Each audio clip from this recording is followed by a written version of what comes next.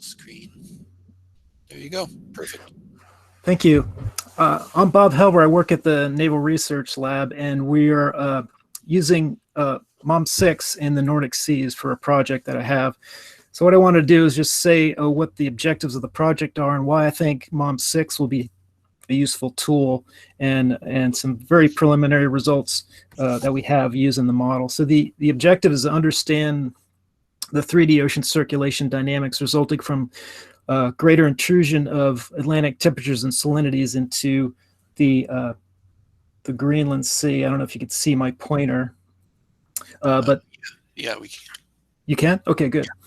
So this is HICOM, which is our global model that the Navy uses for forecasting. This is sea surface salinity, and so these warmer, saltier waters are moving further up into this region of the ocean, and it's changing the circulation. And so what we want to understand is how it's changing in detail.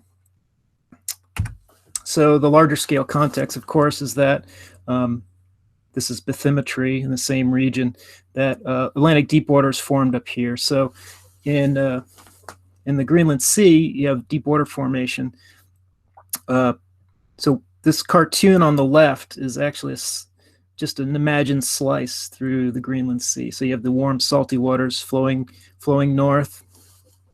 And then when they get up in the Greenland Sea, there's deep convection. And then if it goes up into the Arctic, it goes beneath the colder water, creating the halocline.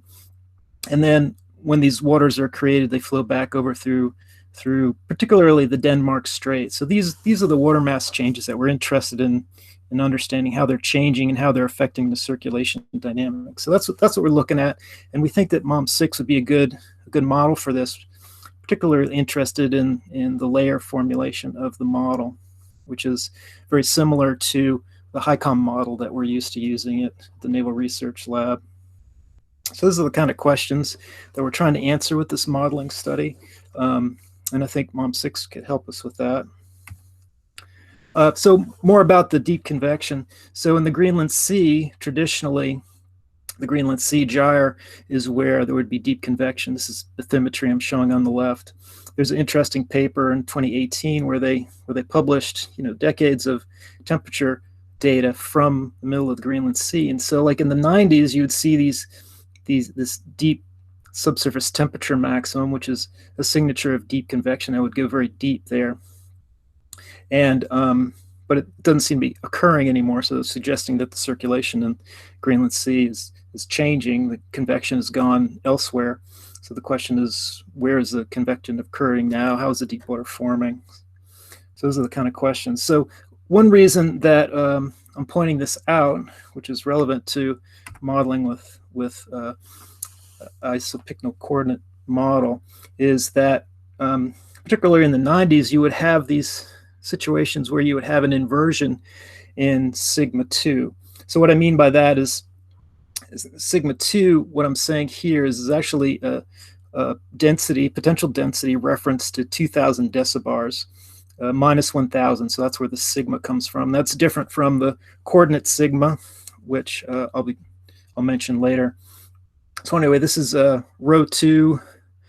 There's an inversion that occurred a lot back here in the 90s. So the reason this is important is if your model, like HICOM or MOM6, and you have sigma 2 coordinates, then you'd have an inversion here. And what happens is we ran a test with HICOM, and it immediately mixes all of this out. So it's unrealistic. So you don't want that. So we're being real careful to take a look at our model runs to make sure that if we're using sigma 2 coordinates, we're not having a problem with these big inversions, which can go down to 500 meters. That's one thing we have to take into account when we're using a model. The kind of questions experiments we want to run are understanding the circulation dynamics associated with the receding of the sea ice at high latitude. So for example, this is from the Ice Center. On the left is March 1998, and you can see there's a lot of ice in the Greenland Sea. There's a tongue of ice in there. Doesn't occur nearly as much in 2018. So this would suggest a a different current structure. And so what do we need to, how are we going to model this more accurately in our models? We want to quantify the difference in the circulation. How do the current structures change based on this, on the changing sea ice conditions? And how best, what kind of model do we need to represent this circulation as well as possible? There were some interesting observations made in 2018. So first of all, if you look on the left here, I've got a satellite SAR image, and you can see that the sea ice has got a lot of structure along the edge. There's a lot of eddies and some mesoscale features in the ice itself, so it's not just a straight thing.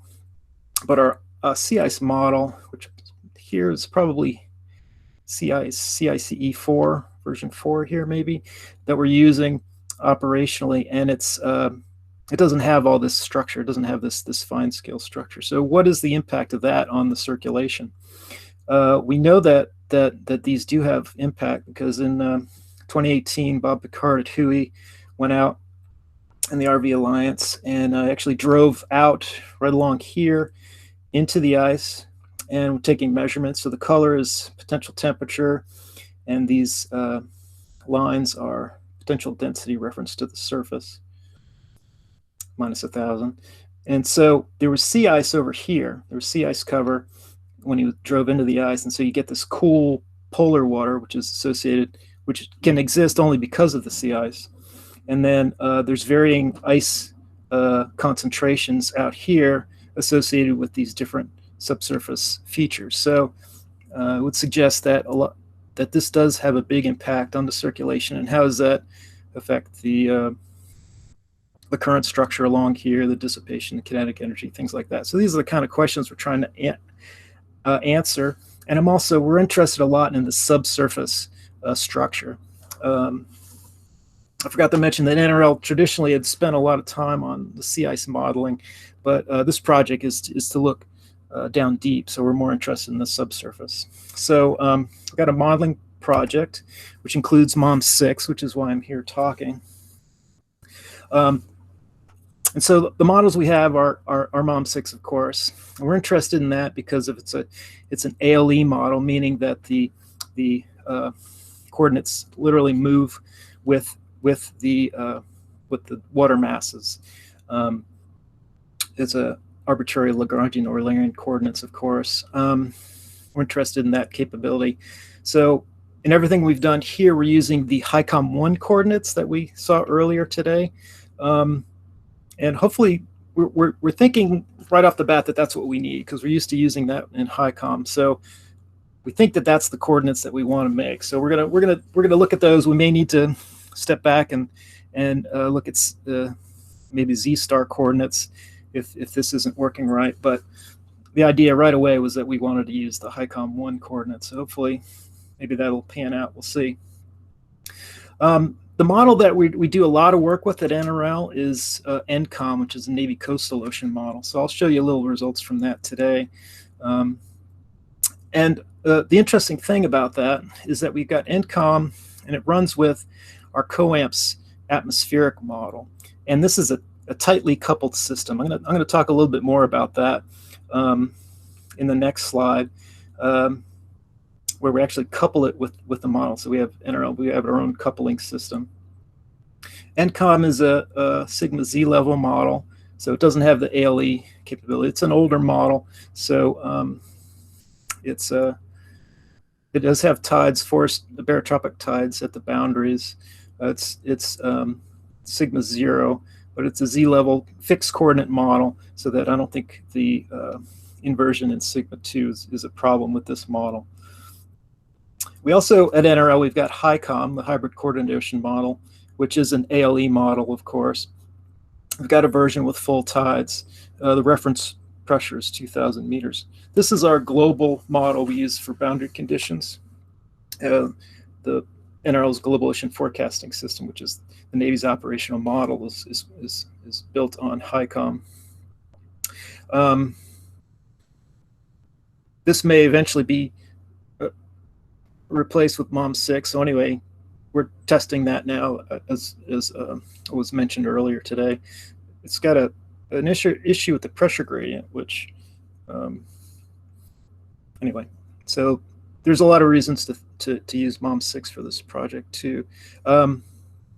We also have a global digital environmental model, which is a climatology that we use at NRL. Version 4 is about 10 years old. We just are redoing our model, so we're going to have an updated climatology.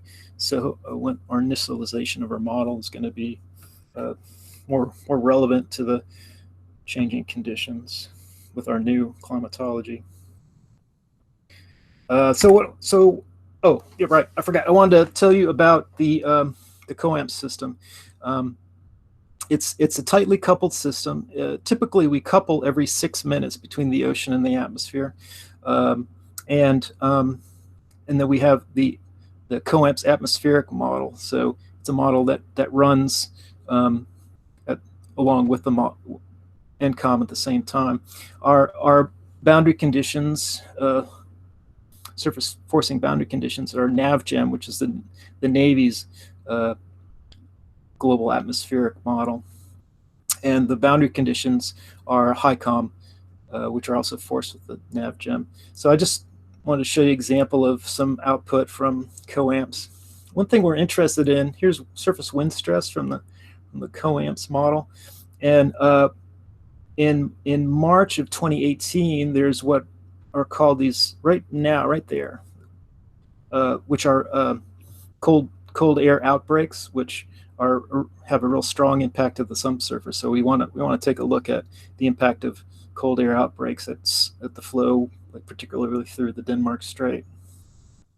Over here on the right is sea surface temperature from that model, and here is the little black line is this transect here. So this is NCOM, and with the barotropic tides. This is 2014. Over here, just for comparison, we've got HICOM with the zonal velocity. This was a non-assimilative run with the full tidal model, so it's not the greatest comparison, but just for example, just to show you what these models can do. We have them running in NRL. So the main point, what I wanted to show was a twin experiment we're working on between MOM6 and NCOM in the Nordic seas. So the resolution, it's just a regular grid, regular square grid, so it's not curvilinear. So what it means is down here we've got about 4.5 kilometers. Up here it's about 1.5 kilometers. This is bathymetry over here on the right. I'm just showing the delta X horizontal grid on the H grid. So we're running both MOM6 and NCOM, 801 by 485 grid points. Right now we've got MOM6 running at 41 layers and NCOM at 100 sigma Z levels. We've got right now we've got different forcing. MOM6 has got NCEP reanalysis forcing, and NCOM has got the U.S. Navy NavGem. So we want to make them both use NavGems, but at this point we don't have that. We're still getting our ducks in a row. The boundary condition is a global HICOM, and initialization is another difference. I think MOM6 was initialized from our climatology, where NCOM is initialized from the global ocean forecasting system. So I just have very brief results of this. So what we have here is a surface salinity. On the left is MOM6. This is just for 9 days. We're running it longer on HPC, Navy High Performance Computing Center. I don't have the results to show just yet. There's a few things we need to fix before we do any real long runs. And on the right is NCOM salinity at the surface.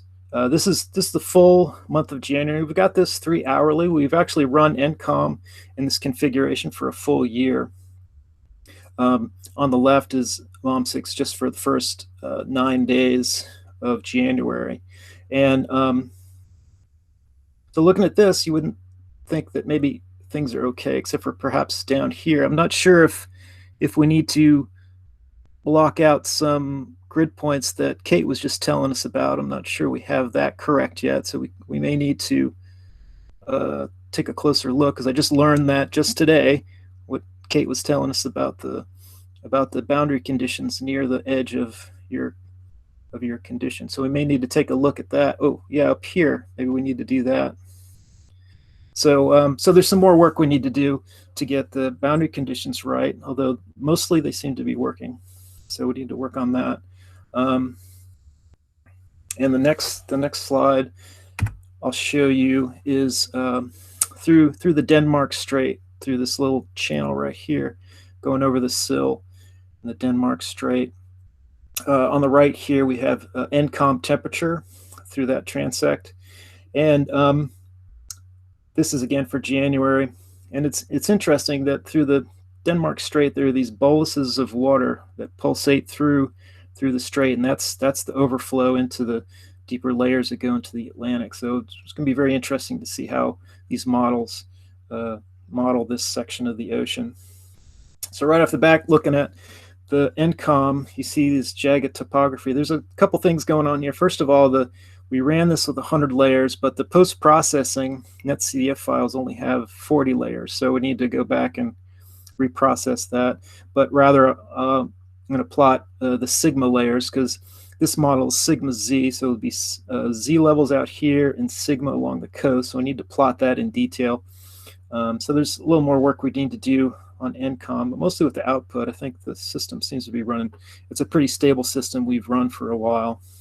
Although we haven't run this NCOM coamps at high latitude very much, so we're a little new in this domain. This is a new domain for us to run, and maybe we need to. We're still working on how to get this just right. So what I have here is on the left is the MOM6 for the same 9 days, and there's a few things here. First of all, what I'm plotting is the temperature in every little grid box is what the colors are little patches in the per the grid for every grid cell. There's a little patch which is the temperature in that grid cell. And the lines are the interfaces depths that are coming out of MOM6. And it's interesting that they follow the water masses, which is what we want, and which I think why we need a layer model that operates like this, an ALE model, which is why we would really like to be using this HICOM1 coordinate system. There is one problem here. I guess this would be we didn't have the right target densities to extend these layers into this region of the ocean. It turns out that you have to, because I knew this, but we didn't select the densities light enough to fill this gap. So that there's I think 14 layers up here that are Z level. What those are target densities that are very light. And those are designed to be light so that you always have a surface Z level region in the model. The problem is our first density layer wasn't light enough, so we have this big gap here. So we need to go back and redo that. Another thing, traditionally, these target densities are chosen as exponential decay, so they would get more coarse down here. But I don't really want to do that. I want to have a lot of layers going through here. So I chose a linear array of target densities, which is traditionally not done, and maybe that's partially why I'm having trouble near the top here. So we need to revisit the target densities, at least, to get our MOM6 configuration working well, to start answering some of our science questions. So I think that's all I have. So we've got MOM6 running at NRL and SEP Forest for the Nordic seas. The boundary conditions are HICOM, Global Ocean Forecasting System. We're comparing it with our NCOM model, and we're adjusting the target densities to make it work appropriately in the Nordic seas. And we're also potentially going to change the densities to surface reference density. Excuse me, the coordinates to surface reference density rather than sigma 2, because in the Arctic Ocean or at high latitude, you may have those inversions. And we are going to do ice modeling too. We just haven't got there yet. So that's all I have. Thank you. Great. Thanks, Bob. Questions for Bob?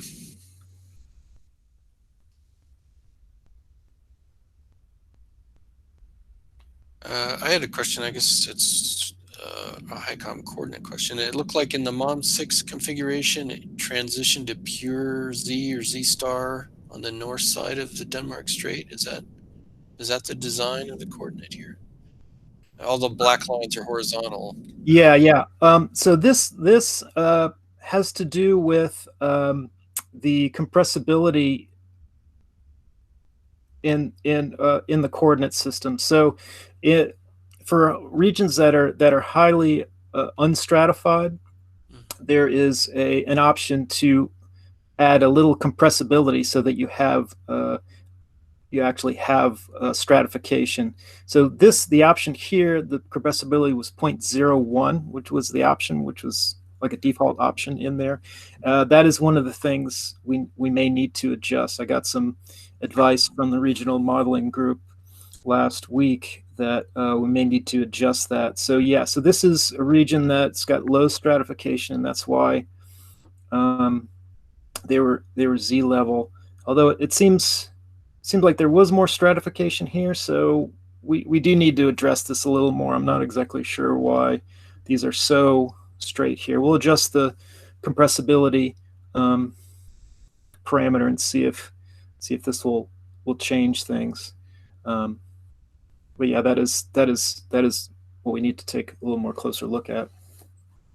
Okay. Other questions for Bob?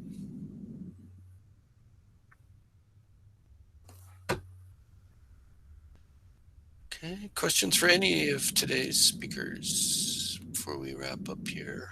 Thanks again to all the speakers. Oh, yeah. Bob Hallberg, did you want to chime in and clarify that to everybody? Yeah, so it was a good question that you asked, Frank. So in the HICOM mode, you specify the density, and it's mostly sigma 2, as Bob said, although we can put in a little bit of compressibility so you have some resolution where there's stratification. But each layer is also given a minimum depth from the surface at which you'll find it. And when the water is really dense, that in fact it's denser than the target density of a layer, then each of the layers tracks that specified minimum depth. Each of the interfaces follows a minimum depth. So it really is a Z coordinate there for those layers whose target densities are lighter than anything in the water column.